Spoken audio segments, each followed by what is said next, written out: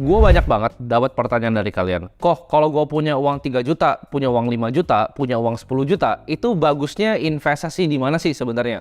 Banyak banget pertanyaan dari kalian tuh anak-anak yang biasa mungkin masih SMA, baru lulus atau bahkan baru kuliah. Di sini daripada gue ngasih tahu kalian ya 2 juta taruh sini, 3 juta taruh sini, ya pecah-pecah ke sini, reksadana, saham, kripto dan lain-lain. Mendingan gue langsung kasih tahu aja. Kesalahan terbesar investasi gue waktu awal gue ibaratnya masih meraba-raba investasi ya di umur 18 tahun. Jadi buat kalian yang baru kenal gue tuh udah bisnis udah lama, investasi udah lama dari umur 15 tahun. Jadi kurang lebih udah 7-8 tahun sekarang di dunia capital market. Nah dari sana gue banyak banget belajar dan di sini gue mau sharing kesalahan gue yang menurut gue itu paling fatal. Dan gue harap kalau gue bisa balik waktu ya. Andai gue udah tahu hal-hal ini di usia 18 tahun. Jadi buat kalian yang baru lulus SMA, baru masuk kuliah, ini menurut gue video yang kalian harus tonton. Menurut gue lebih gampang untuk kalian belajar kalau gue ngasih tahu kesalahan gue. Supaya kalian bisa belajar dari kesalahan gue, kalian skip stepnya buat gak usah ngelakuin kesalahan yang sama. Kesalahan paling fatal yang gue rasa gue lakuin waktu umur 18 adalah jadi orang yang super duper pelit. Ya, maksudnya apa? Gue waktu itu nggak ngerti apa-apa tentang uang. Gue nggak tahu uang itu benar-benar di-print dari angin. Gue nggak ngerti siapa yang ngontrol uang itu kayak gimana sih cara kerjanya.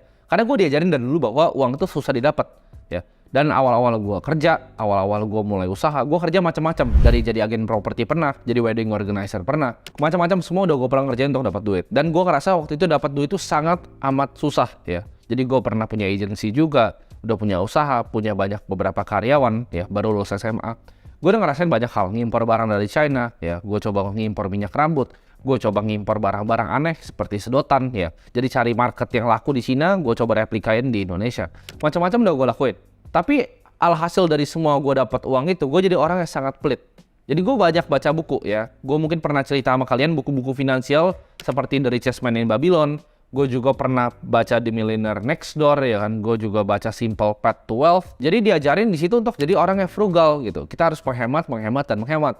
Nah ini mindset yang ditanamin gue karena gue mau cari uang sebanyak-banyaknya dan gue hemat sebanyak-banyaknya untuk gue bisa berinvestasi. Tapi gue akan kasih tahu kenapa ini adalah mindset yang justru salah. Dulu gue mikirnya ya, konsep yang selalu diajarkan adalah invest di misalnya index fund ya. Kalian mau financial advisor di Indo, mau financial advisor di luar negeri, pasti sarannya sama. Kita berinvestasi dengan saham yang fundamental baik, kita berinvestasi di reksadana indeks atau index fund kalau di Amerika, biasa disuruh belinya S&P 500. Kita dibilang kalau kalian nabung kayak gitu rutin ya, kita nggak pergi beli kopi Starbucks, kita bikin kopi sendiri ya. Kita bikin kopi sendiri cuma 4.000 modalnya, kalau ke Starbucks itu 40.000. Mungkin nanti di umur 40, 50, 60 tahun kita akan menjadi kaya ya, mungkin punya uang 10-11 M lah. Itu adalah konsep yang tertanam di otak gua ya. Gue mau jadi kaya, gue mau punya dana pensiun ya 4% rule 25 kali dari pengeluaran tahunan pada nanti gue umur 65 tahun begitu. Jadi gue bisa pensiun dengan nyaman. Jadi gue ekstra pelit tuh. Gue umur 18, 19 bahkan sampai umur 20 tahun. Gue itu ekstra pelit. Jadi gue mau belanja apa tuh mikir dulu ya. Sampai sekarang tuh masih kadang ke bawah gitu. Gue nggak mau beli sepatu yang terlalu mahal segala macam. Itu masih ke bawah di beberapa barang gitu. Menurut gue sampai sekarang MacBook tuh adalah barang yang super duper mahal gitu. iPhone adalah barang yang super mahal. Karena dulu ya, waktu gue mampu beli MacBook, gue beli iPhone terbaru. Yang gue lakukan adalah gue waktu itu beli Samsung yang cuman mungkin rendah banget harganya, mungkin 2 juta atau bahkan 1,5 jutaan. Di saat gue tuh udah bener-bener mampu untuk beli iPhone yang mahal. Gue extra pelit karena gue pikir uang tadi ya, yang gue nggak beliin iPhone itu dengan gue beli Samsung bisa gue investasiin. Tapi itu adalah keliru sebenarnya. Kalau waktu itu andaikan gue beli iPhone aja, produktivitas gue meningkat ya, gue lebih gampang kerja, bisa airdrop langsung ke MacBook gue segala macem, gue mungkin bisa dapetin lebih banyak duit. Tapi gue hemat untuk hal-hal yang gak berguna untuk sekadar investasi dengan uang yang kecil. Kalian coba pikir, ngehemat untuk gak beli kopi Starbucks. Menurut gue itu adalah hal sangat bodoh yang dulu gue percaya. Gue gak mau tuh dulu beli makan-makan fancy dining. Dulu kalau gue fancy dining ya, misalnya gue makan di restoran gitu, gue gak pernah pesen appetizer, gue selalu pesennya itu es teh tawar. Karena es teh tawar tuh lebih murah biasa dibanding bahkan aqua. Ya, jadi gue pesennya selalu es teh tawar. Gue gak pernah pesen appetizer, gak pernah pesen dessert. Kalau makan sama cewek, gue pasti pesen yang paling murah, biar ceweknya bisa makan yang lebih mahal. Ya, jadi itu hal-hal yang gue lakuin ekstra pelit. Kalau dipikirkan mungkin kalian banyak diajarin kayak gitu. Jadi kita ekstra pelit sama semua orang, ya bahkan sama keluarga. Jangan bagi-bagi. Itu adalah mindset yang gue punya. Ini gue kasih tau kalian, kalau ada financial advisor yang saranin kalian untuk gak beli kopi Starbucks, itu orang bodoh. Dan gue juga dulu orang bodoh. Jadi jangan dengerin kalau dibilang, oh kalau harus menghemat seperti ini. Hidup tuh gak semuanya seperti itu. Kesalahan gue adalah gue dengerin semua orang. Jadi gue baca bukunya Millionaire Fastlane, gue baca tadi yang Simple Path to Wealth, gue baca Psychology of Money, gue baca semua buku-buku. Gue dengerin semua orang. Jadi gue gak punya sistem filtrasi dalam otak gue. Jadi contoh nih, misalnya di investasi. Si A bilangnya, Ray Dalio misalnya bilangnya diversifikasi. Warren Buffett, si B bilangnya, oh kita harus konsentrasi portofolio kita. Ada yang bilang diversifikasi, tebar banyak, biar kalau satu jatuh tuh nggak kenapa-napa. Ada yang bilang semua konsentrasiin di single class asset. Ini gue dengerin yang mana nih? Dua-duanya menurut gue panutan gitu. Nah, gue nggak punya sistemnya untuk ngejudge gue harus dengerin yang mana. Sama kayak tadi, ada yang saranin gue, oh jangan beli kopi Starbucks. Tapi ada yang bilang beli kopi Starbucks aja bikin lebih banyak duit lagi. Gue ketemu ya salah satu sistem yang menurut gue gampang untuk diaplikasikan dalam mendengar saran orang. Karena kalau kalian masih muda ya, apalagi kalian yang mungkin nonton video ini, gue yakin kalian tuh teman-teman semua itu mau ngembangin diri kalian, mau jadi orang yang lebih baik dengan nonton-nonton video seperti ini. Gue yakin gak cuma gue yang kalian tonton akan tonton beberapa orang yang lain. Nah, tapi gimana caranya kita punya sistem filtrasi untuk dengar mana yang bullshit, mana yang bener? Caranya yang gue praktekkan dalam kehidupan gue sekarang adalah sebenarnya super simple. Jawabannya apa? Kalau misalnya ya hidup orang itu adalah hidup yang gue mau, gue dengerin. Tapi kalau hidup orang itu gue nggak mau, gue nggak dengerin. Simple banget kan? Jadi kalau misalnya kayak ada yang bikin buku nih, ya, atau misalnya ada yang ngajarin tentang reksadana, oke kita financial freedom, terus lu lihat hidupnya, ya, lu pikir-pikir baik-baik, apakah hidup yang gue mau seperti dia atau tidak? Kalau jawabannya tidak, nggak usah dengerin dia, nggak usah dengerin financial advisor itu. Kalau misalnya dia ngasih tau, oh kita begini ya, misalnya kita pakai asuransi yang ini, kita pakai reksadana ini, tapi kalau lihat hidupnya, oh kayaknya gue nggak mau deh hidup cuman kayak gitu, jangan dengerin. Tapi kalau kalian lihat, oh ini orang hidupnya gue mau mimik deh, kayaknya dia cocok nih, dia apa yang dia omongin sama yang dia lakukan sama, ya udah dengerin orang ini. Jadi simple ya. Apakah hidup orang itu adalah hidup yang kalian mau? Makanya kalau gue baca buku, yang gue pertama lihat itu adalah autornya atau penulisnya. Penulisnya itu siapa? Jangan buku ngajarin cara jadi kaya tapi orang yang nggak kaya. Bukunya ngajarin sukses tapi dia sehari-hari naik nisanjuk gitu. Gue nggak mau dengerin karena gue nggak mau hidup seperti dia. Ya ini balik lagi ke masing-masing ya. Jangan samain yang apa yang gue mau sama apa yang kalian mau. Kalau misalnya hidupnya itu santai-santai gitu, ya mungkin bisa pensiun umur 60, mungkin begitu umur 45 gitu bisa beli BMW, naik juga udah agak susah gitu kan, mau ngebut nggak bisa. Itu hidup yang kalian mau ya go ahead, tapi itu bukan hidup yang gue mau. Setelah gue decide gue mau belajar dari orang-orang yang gue mau contek hidupnya, hidup gue berubah. Jadi gue ngefilternya gampang, oh ini kayak gini, apakah gue mau jadi ya? Enggak, gue nggak dari. Gue nggak mau jadi orang yang umur 50 tahun itu baru bisa beli sport car gitu. Nggak ada serunya lagi hidupnya. Menurut gua ya, dan values hidup gua adalah hidup itu singkat. Kalau kalian pernah lihat ya, kita hidup tuh berapa lama, itu dibagi dalam mingguan dan dikotak-kotakin. Hidup tuh super singkat. Kalian bahkan nggak figure out, rasanya kemarin baru tahun baru, sekarang udah mau dekat-dekat akhir dari kuartal 1 gitu, begitu kalian nonton video ini. Hidup tuh super amat cepat. Dan gua rasa kita cuman only get one spin at life gitu. Masa sih kalian mau naik sport car umur 50 tahun? Masa sih ada satu profesor yang doktrin, oh anak muda itu nggak bisa kaya. Kalian tahu dari mana anak muda itu nggak ada yang kaya?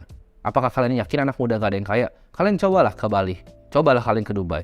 Kalian buka pikiran kalian, mindset kalian, it's possible gitu. Ada anak muda yang bikin uang dari kripto itu lebih banyak dibanding yang kalian bisa mimpikan. Bahkan dengan umurnya lebih muda dari gua. Mereka di Bali santai-santai trading dari Bali. Ada juga orang-orang kaya di Dubai yang kayak gitu. Dengan kekayaan yang kalian bahkan nggak bisa bayangin. Jadi kalian tinggal pilih, kalian mau menjadi hidup yang investasi yang berhemat itu ya, dengan misalnya punya gaji 10 juta, coba sisihin cuma 4 juta, 5 juta ya, investasi di reksadana 7-8%, oke lah ya, kita benchmark return 7-8%, ya mungkin by umur 50 tahun kalian bisa pensiun cukup enak. Tapi apakah itu hidup yang kalian mau? 50 pensiun terus ngapain? Terus kalian di pantai gitu, santai-santai. Buat gue pensiun nggak ada, pensiun tuh mitos. Orang-orang yang gue mau contek hidupnya itu nggak ada yang pensiun. Kalian cari orang yang 60 tahun, yang misalnya punya aset management, dia punya fund, itu mereka masih kerja, masih seru, masih cari hal-hal baru. Gue sih nggak pernah mau punya pensiun gitu. Jadi konsep pensiun sendiri tuh nggak pernah register di otak gue, karena gue nggak mau kayak gitu. Kalian cobain aja santai-santai di Bali 3 hari.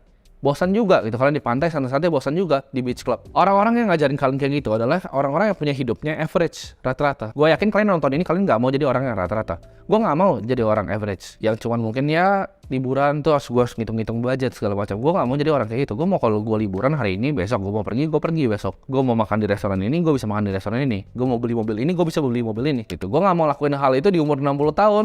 Udah susah jalannya nanti. Kalian coba gini, kalian pernah dengar saying kan? Lakuin apa yang mereka lakukan, bukan apa yang mereka omongin. Contoh, Warren Buffett bilang dia invest di indeks S&P 500 ya kan. Cuman apa yang dilakukan sama dia? Stock picking kan sebenarnya. Dia pilih saham. 41% dari portfolionya sekarang udah turun 39% tuh Apple. Dia tetap pilih individual stocks. Dia nggak beli the whole index. Kalian cari satu orang kaya ya yang lahir dari beli indeks. Jawabannya nggak ada. Mereka antara punya single concentrated asset ya di satu aset kelas, antara mereka punya perusahaan yang perusahaan TBK, sahamnya diperdagangkan secara publik, jadi net worth-nya kehitung, Nggak ada orang kaya yang kaya dari nabung reksadana indeks. Ada orang kaya dari nabung saham perbankan, nggak ada. Di sini yang gue belajar paling penting adalah investasi di skill yang bisa ngasilin kita uang buat bisa investasi lebih besar. Jadi jangan pas masih income-nya kecil nih, kita hajar semua berhemat kayak mampus, investasi itu nggak bakal bisa kaya. Yang kita bisa bikin kita kaya adalah tingkatin skillnya naik. Gue waktu itu pas punya income 10-20 juta, ya gue coba berhemat kayak orang gila. Gue berhemat mati-matian. Oh nggak boleh beli ini, nggak boleh beli itu, nggak boleh beli ini. Alhasil gue cuma bisa invest 10 juta. Biaya hidup gue 10 juta untuk kasih orang tua segala macam. Sisa 10 juta. Dari 10 juta lu mau jadi kaya gimana? Lu mau invest nih 7%. Ya mungkin bener bisa kaya 50 tahun, tapi mau kaya gimana? Begitu gue udah tahu ya, investasi terbaik itu adalah leher ke atas. Yang gue lakukan apa? Gue switching. Gue nggak investasi di aset kelas. Waktu gue cuma punya income 20 juta. Yang gue lakukan apa? 10 juta tadi yang gue tadi taruh di saham blue chip, ya, gue tarik semua dari sekuritas gue bayarin orang makan. Itu yang gue lakuin. Jadi gue cari orang ya yang menurut gue lebih hebat dari gue mau belajar dari dia, gue coba reach out, gue coba traktir untuk makan siang atau makan malam. Jadi gue budgeting 10 juta itu semuanya gue bakar buat bayar orang makan. Itu gue pakai untuk ngelobi orang, ya, yang akhirnya jadi network gue sekarang. Itu yang gue lakukan. Gue ajak orang untuk makan siang, ya. Gue belajar dari buku, gue ikut banyak banget workshop online. Itu yang gue lakukan. Jadi gue tingkatin gimana caranya dari 20 juta bisa naik ke 50 juta. Karena kalau misalnya kita investasinya cuma tadi 10 juta, itu lama tuh. Lu 6 bulan aja 60 juta plus bunganya berapa doang. Tapi sedangkan kalau lu tingkatin keluarin 10 juta untuk lu bisa increase dari 20 juta jadi 50 juta, ya. Sekarang kalau biaya hidupnya sama 10 juta, lu investasi 40 juta sebulan. Itu jauh lebih cepat untuk grow portofolio lu dibanding lu cari ya investasi terus nggak jadi kemana-mana. Ini gue kasih contoh, kayak gue akan contohin pakai beberapa skill ya, jadi biar kalian ada gambaran. Contohnya kalian misalnya seorang programmer bisa ngeprogram website ya, kalian bisa basic JavaScript ya, kalian bisa misalnya HTML lah. Yang kalian bisa lakukan apa? Coba kalian cari. Sekarang in demand tuh paling banyak apa? Blockchain developer. Kenapa? Karena nggak banyak yang bisa programming di Web3 ya, di blockchain. Nggak banyak yang bisa program di Solidity, di Ethereum. Itu skillnya langka ya. Nggak banyak yang bisa coding di dalam Cardano. Kalau kalian bisa punya skill itu akan dibayar sangat amat mahal ya. Kalian coba cari sekarang gaji blockchain developer, kalian bandingin sama gaji IT developer biasa. Itu bisa 3 kali, 4 kali, 5 kali lipat gajinya. Jauh banget. Jadi daripada kalian misalnya seorang IT developer gaji misalnya 20 sampai 30 juta, daripada kalian cuma pakai uangnya untuk invest di reksadana obligasi 7%, yang kalian lakukan ada kalian ambil semua ya, kalian cari course ya, misalnya Harvard online course atau apapun, tingkatin skill kalian ya. Begitu skillnya udah dapet ya, udah dapet ilmunya, kalian jual ilmu kalian, itu gaji kalian 100 juta, sekarang nabungnya bisa 80 juta sebulan untuk investasi. Dan apa yang gue lakukan kalau gue kayak gitu, kalau gue punya ilmu yang sekarang 80 juta tadi gue bakar lagi untuk belajar lagi. Sampai income gue tuh gede banget, kalau bisa 1M sebulan income gue. Ya, gimana pun caranya tingkatin skillnya. Karena semua itu cuman kalian kurang skill. Kalian nggak bisa dapetin 100 juta sebulan, itu bukannya susah dapatnya, tapi kalian nggak punya skillnya. Nanti gue akan jelaskan skill stack-nya di belakang. Kalau ditanya sama orang, apakah anak muda bisa kaya? Jawabannya bisa. Cuman kalian tahu caranya atau enggak. Ya, jadi kalau misalnya ada profesor yang ngomong, anak muda nggak bisa kaya, kalian bisa kayanya umur 30, 40, itu terserah dia aja ya. Dia tua, dia kaya, terserah. Kalau gue, ini mungkin sedikit kontroversial ya, dan mungkin banyak yang nggak senang sama gue ngomong kayak gini. Tapi menurut gue, 1 miliar yang gue punya waktu itu di umur gue 20 tahun, 3 tahun lalu, itu lebih banyak dibanding kalian punya 15M tapi umur 40. Bingung kalian? Kenapa? Karena 1M kalian umur 20 itu beda. Kalian bisa jalan-jalan sama teman-teman. Kalian bisa have fun-nya beda dengan orang yang umur 40 tahun, udah punya anak, udah punya keluarga. Percayalah, kalian akan merasa lebih kaya punya 1M di usia yang muda. Dan hal itu bisa dan udah gue capai. Di usia muda, gue misalnya mau jalan-jalan kemanapun, gue bisa gitu. Gue mau ke Bali, mau santai-santai. Kalau Bali macet bisa naik helikopter, ya kan? Karena itu masih muda, masih enak gitu. Kalian mau enjoy kayak gitu pas tua, ya. Jawabannya gimana? Dengan invest di skill dan stacking skill kalian. Jadi mindset bahwa anak muda nggak bisa kaya itu butuh waktu yang lama. Ya memang butuh proses, nggak bisa langsung sebulan lu jadi kaya kerja keras ya. Mungkin butuh 2 tahun, 3 tahun, 4 tahun. Gue 8 tahun buat sampai posisi sekarang. Karena gue kebetulan hoki mulainya lebih dulu. Tapi buat kalian yang baru mulainya sekarang, ya mungkin butuh 3 tahun, 5 tahun. Tapi itu bisa, hal itu bisa kalian lakukan. Kalau kalian fokus uangnya daripada pakai untuk investasi di aset, kalian buang ke investasi di skill. Jadi doktrin di mana anak muda nggak bisa kaya, itu gue akan kasih tahu di video ini, itu bullshit ya. Itu dikasih tahu sama boomer-boomer yang iri. Ya, jawabannya bisa. Karena gue udah lihat dengan mata kepala gue sendiri. Anak-anak umur 20, 21 tahun yang punya uang itu, wah itu ratusan miliar. Ya, gue udah lihat orang-orang itu di Bali, santai-santai ya, anak-anak kripto ya. Tapi itu dari berbagai negara ya, dari Dubai, ada dari Singapura, ada dari Rusia juga. Ada juga yang bahkan dari Indonesia loh. Jangan salah, ada juga dari Indonesia. Dia udah beli Bitcoin dari lama, dari tahun 2014, 2015. Dan sekarang santai-santai di Bali. Ketemu dengan orang-orang super kaya, menurut gue itu akan rubah mindset kalian bahwa oh ini tuh bisa. Kita sama-sama makan nasi, ya. Kita sama-sama tidur, sama-sama bangun, sama-sama manusia. Kalau gue bisa, gue yakin kalian juga bisa. Coba di switching mindsetnya. Daripada kita berhemat nih, nggak mau misalnya keluarin 50.000 untuk kopi di Starbucks. 50.000 kopi di Starbucks itu nggak akan jadi apa-apa anyway. Daripada keluarin 50.000, coba kalian double malah. Keluarnya buat kopi 100.000, ya. Tapi yang kalian lakuin, kalian jangan ke Starbucks. Kalian coba, ya. Kalian coba datang ke hotel-hotel bintang 5 di Jakarta. Kalian coba datang ke lobby-lobby hotelnya, kalian ngopi di sana 80.000 mungkin 100.000. Tapi dengan ngopi di sana, kalian coba kerja di sana sambil ngopi. Karena kalian lihat orang-orang kaya, ya, surrounding kalian. Ini yang gue suka lakuin zaman dulu. Waktu gue gak punya uang, gue suka aja datang ke lobby-lobby hotel.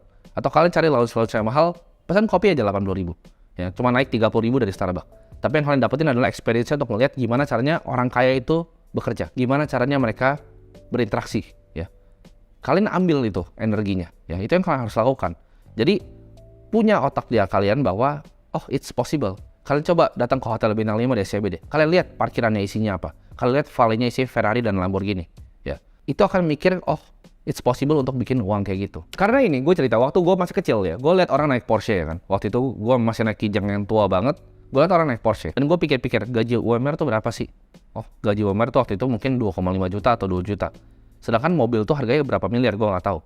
Gue mikir-mikir, kalau orang yang gaji UMR, ya, itu nabung setiap bulan tanpa pengeluaran. Jadi dapat 2 juta, nggak pernah ada pengeluaran, nggak pernah makan, nggak pernah minum, nggak pernah beli baju, nggak pernah ngapa-ngapain ya, nggak pernah bayar istrinya, nggak pernah bayar cicilan. Itu dia sampai mati. Itu cuma bisa beli ban mobilnya. Masuk akal nggak? Nggak masuk akal.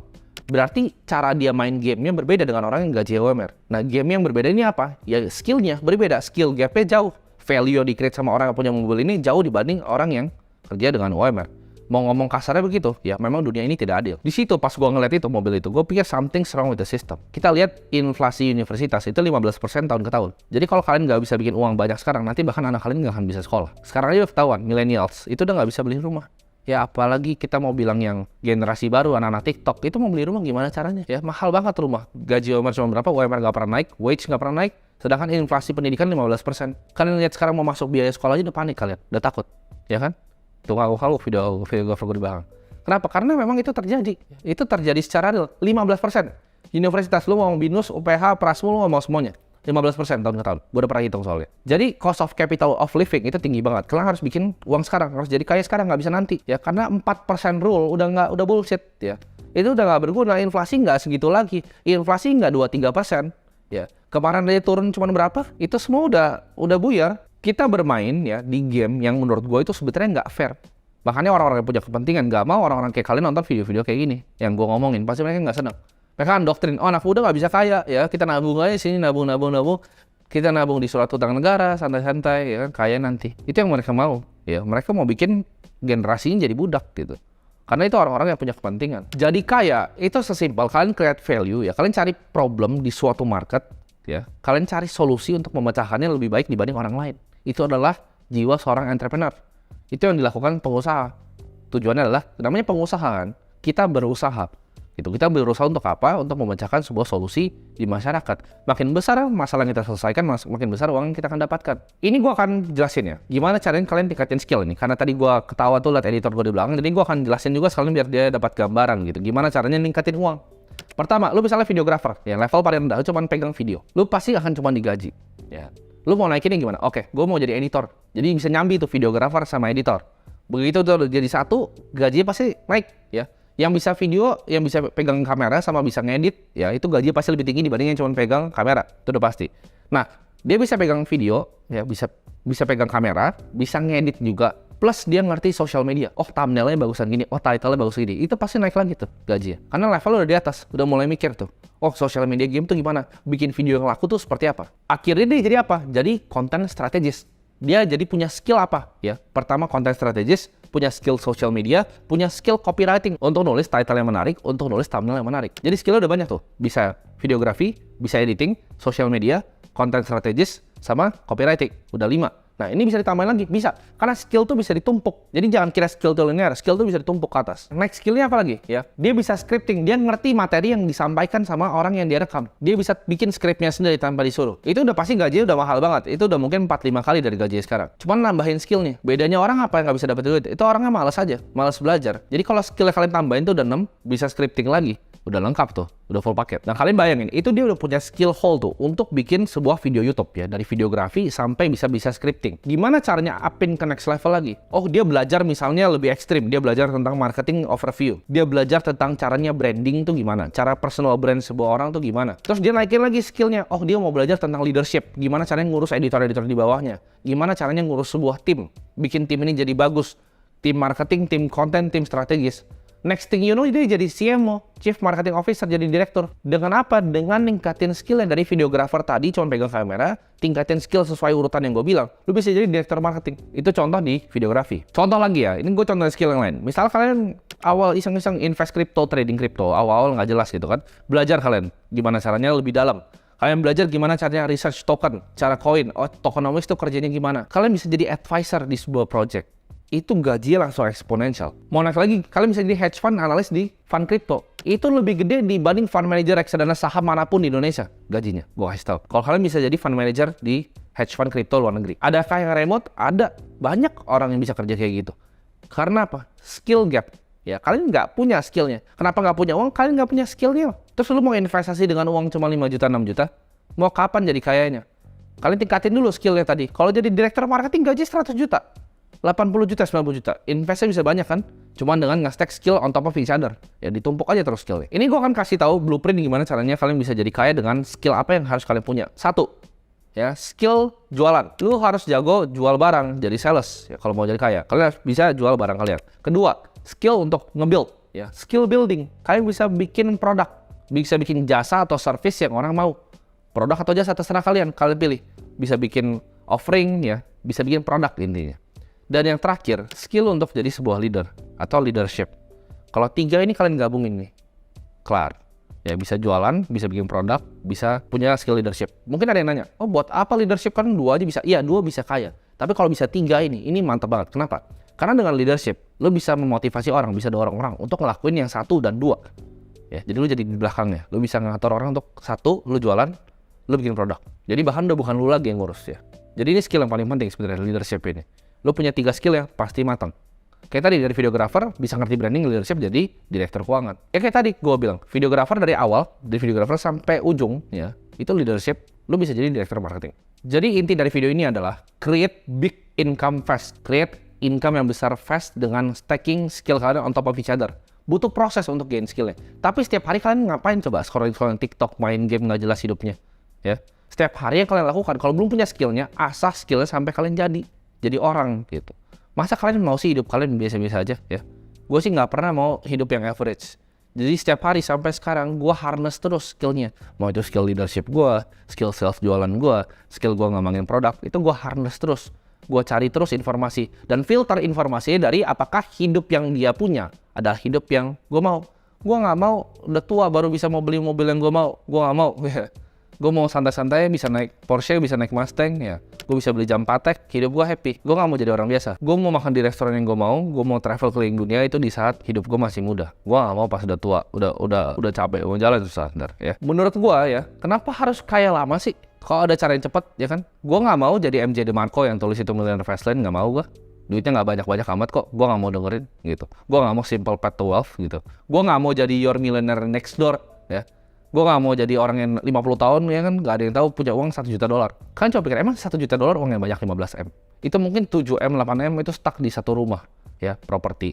Mungkin dia punya mobil ya 500-600 juta BMW. Itu buat hidupin lifestyle gue sekarangnya gak cukup gitu. Jadi apakah itu uang yang banyak? Gak juga. Gue gak mau jadi Your Millionaire Next Door. Cuma umur 60 tahun dan cuma punya 1 juta dolar.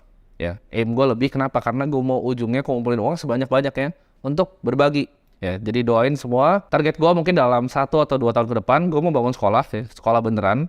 Daerah gue belum tentuin, ya. Mungkin ada beberapa kelas untuk di daerah-daerah yang kurang beruntung. Jadi tujuannya gue pengen bikin duit adalah dengan pengen gue bagiin semua. Gue pengen bagiin semuanya di saat gue mati. Gue yakin anak-anak gue nggak akan dapat satu peser pun harta gue. Jadi semuanya bakal gue bagiin untuk beberapa causes yang gue pengen. Satu-satunya misi gue adalah edukasi. Kenapa edukasi? Karena menurut gue edukasi adalah scam, ya. Universitas mahal banget, per semester berapa puluh juta segala macam, belajar apa? Nggak ada, ya. Nggak belajar apa-apa. Jadi gue mau bikin universitas gue sendiri, ya. Jadi gue mau kan mulai dari pelan-pelan, ya. Gue coba dari sekolah dasar. Tapi gue mau karena gue yang bikin nanti sekolahnya, gue akan ngomong bahwa itu kurikulum gue. Gue akan pilih yang penting-penting, yang matematika, fisika dan lain-lain. Gue akan tambahin nanti kayak blockchain segala macam, development di komputer segala macam. Jadi sekolahnya bakal lebih lengkap untuk daerah-daerah yang kurang beruntung. Jadi pecahin mindset kalian kalau anak muda itu nggak bisa kaya. Kita sama-sama makan nasi kok, ya. Gue nggak spesial amat. Gue cuman kerja lebih keras dibanding orang biasa dan gue punya willingness untuk belajar, ya. Karena rata-rata orang Indonesia, itu kenapa orang Indonesia banyak nggak bisa kaya? Bukan karena mereka kurang pintar kok, menurut gue. Orang Indonesia itu pintar-pintar, bukan karena kurang pintar. Tapi karena apa? Karena males sama arogan, ngerasa pintar loh, ngerasa udah tahu semuanya. Dikasih tahu ini ntar bakal ada yang komen so pintar kayak gini. Kalau ada orang yang lebih kaya dari lu ngasih tahu lu sesuatu, itu diam dan dengerin aja. Itu yang gue pelajarin. Jadi kalau gue punya mentor nih, dia triliuner, dia ngomong A, B, C, gue dengerin A, B, C. Gue nggak pusing-pusing. Oh, kayaknya begini. Enggak, lu lebih bego dari dia, percayalah. Kalau orang punya duit lebih banyak dari lu, ya biasa dia lebih pintar dalam misalnya bisnis gitu. Dengerin dia soal bisnis. Sama, dia jago main piano, lu dengerin dia kalau misalnya ngajarin main piano, ya. Intinya, break mindset kalian bahwa itu bisa. Ya. Nggak perlu kaya pas tua. Bye-bye semuanya.